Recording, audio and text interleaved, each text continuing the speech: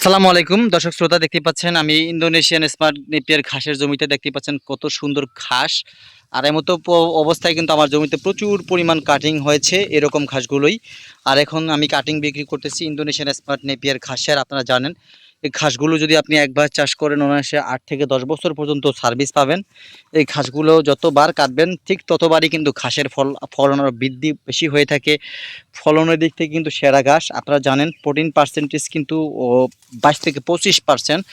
সর্বোপরি সব কিছু বিবেচনা করে বাংলাদেশে এই ঘাসটাকে মূলত ঘাসের রাজা বলা হয়। সে দেখতে পাচ্ছেন কোনো অংশ জায়গা নাই, মানে কাটতেছি পিছন থেকে আবার হচ্ছে এমন অবস্থায়। আর কাটিংয়ের কিন্তু দর্শক শেষ নাই। আমার জমি থেকে আমি এলোপাথারি কিন্তু এখন কাটিং বিক্রি করতেছি।